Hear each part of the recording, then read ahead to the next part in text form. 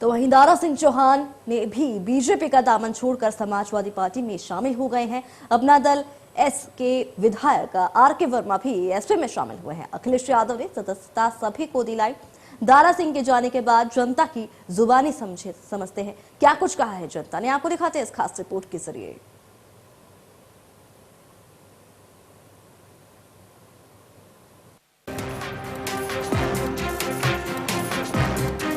BJP सरकार में मंत्री रहे दारा सिंह चौहान रविवार को समाजवादी पार्टी में शामिल हो गए।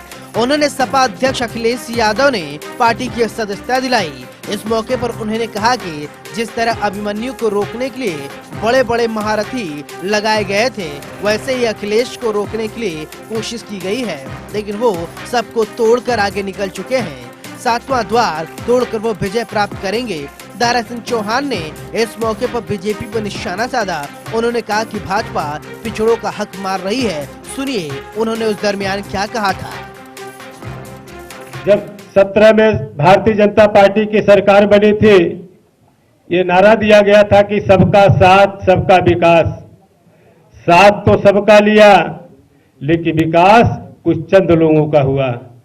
इस प्रदेश देश में रहने वाले चंद लोगों का विकास हुआ, बाकी लोगों को उनके हालात पे छोड़ दिया गया। कुछ छोटे छोटे चीजें देकर के गुलाम बनाने की, हमेशा लालच देकर के जिस तरीके से ठगने की साजिश हो गई है, अब प्रदेश का जो पिछड़ा समाज है ये ठगने वाला नहीं, दलित समाज के लोग अब ठगने वाले नहीं है।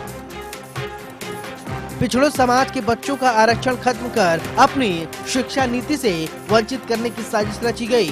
उन्होंने कहा कि उनकी घर वापसी हो रही है। समाजवादी पार्टी उनका पुराना घर है। सभी दलित और पिछड़े समाज के लोग अब लामबंद हो गए हैं। खैर सुनिए दारा सिंह जब बीजेपी को छोड़कर समाजवादी पार्टी में शामिल हुए, उन्होंने मऊ में क्या कुछ विकास किया था, आपको दिखाएंगे कैसे दारा सिंह ने अपने कार्यकाल में यहाँ विकास की गंगा बहा दी या जनता को तरसने पर मजबूर कर दिया कि आखिरकार विधायक जी कहाँ हैं। मधुबन विधानसभा के विधायक थे माननीय दारा सिंह चौहान जी, जो इस समय सपा में चले गए हैं। क्या मधुबन में इनका योगदान रहा विधायक रहते हुए? कोई योगदान नहीं था उनका। मंत्री जी हमारे वन मंत्री थे, उसके वन पर्यावरण मंत्री थे, लेकिन आज तक उन्होंने पर्यावरण के विकास के लिए यहाँ पे मधुबन विधानसभा में कोई काम नहीं किया।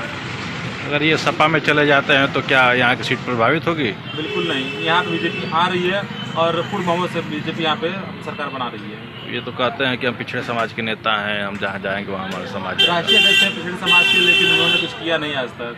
विकास तो ये सारी योजनाएं हमारी मोदी और योगी जी की थी, इन्होंने श्रेय लेने का भी काम नहीं किया कि जो भी श्रेय हम ले सकें। और ये तो फिर के जो पिछड़ा समाज के थे उसका भी उन्होंने उपयोग नहीं किया।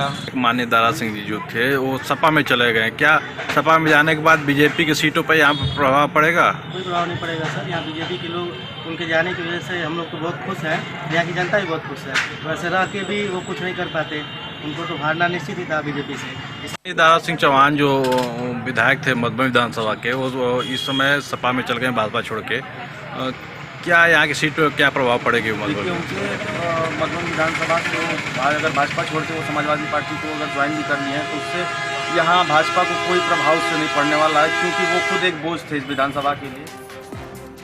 स्वामी प्रसाद मौर्य और दारा सिंह के अलावा कई दिग्गजों ने बीजेपी को अलविदा कह दिया है।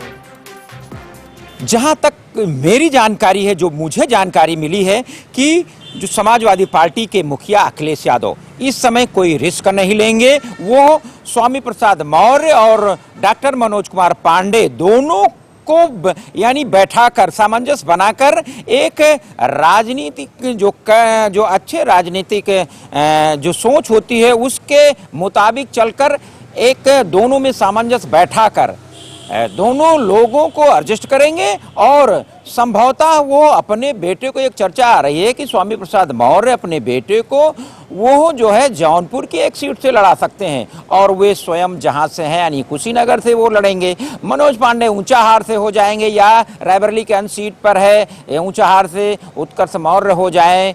तो ये सब आकलन जो चल रहा है, लगता है कि अगले कुछ समय का इंतजार करना पड़ेगा कि स्वामी प्रसाद जो कह रहे थे, जो आरोप लगाकर पार्टी बीजेपी को यानी मंत्री पद को छोड़ के आए थे समाजवादी पार्टी में शामिल होने के लिए, ये कहानी है या कुछ और।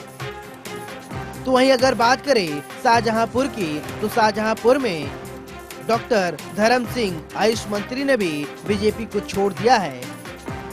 नेतावन नेता स्वामी प्रसाद मौर्य के भाजपा को छोड़ने के बाद डॉक्टर धर्म सिंह सैनी आयुष मंत्री ने भी इस्तीफा दे दिया है। इस चीज़ को लेकर जो है राजनीति में एक नया भूचाल सामने आया है। और अभी पिछले दिनों हालांकि जो भारतीय जनता पार्टी द्वारा सर्वे कराया गया और इसके लिए गुजरात की एक टीम सहारनपुर पहुंची थी और उस टीम के द्वारा जब सर्वे किया गया कि आखिर किस विधायक ने कितना काम किया है और वो जनता के बीच में कितने लोकप्रिय हैं, लेकिन उस सर्वे में ये बात निकल कर आई है कि पूरे सूबे में जो सर्वे हुआ उसमें करीब 30 से 50 लोगों के टिकट काटे जा चुके हैं। जैसे ही इस बात की भनक स्वामी प्रसाद मौर्य या डॉक्टर धर्म सिंह सैनी को लगी, उन्होंने आनन फानन में इस्तीफा दे दिया। लेकिन वहीं अब राजनीति के दूसरे पहलू की हम बात करते हैं तो दूसरे पहलू में राजनीति में एक नया भूचाल आया है और इस समय जो है डॉक्टर धर्म सिंह सैनी जो समाजवादी पार्टी में की साइकिल पर सवार हो चुके हैं, वहीं कांग्रेस नेता इमरान मसूद भी साइकिल पर सवार हो चुके हैं। लेकिन अब देखना यह है कि दोनों एक ही सीट से ताल ठोक रहे हैं, जो कि सहारनपुर की नकुड़ विधानसभा सीट है। अब नकुड़ विधानसभा सीट में ये दिलचस्प मोड़ सामने आया है कि नकुड़ विधानसभा सीट पर के समाजवादी पार्टी डॉक्टर धर्म सिंह सैनी को टिकट देती है या फिर इमरान मसूद को टिकट देती है।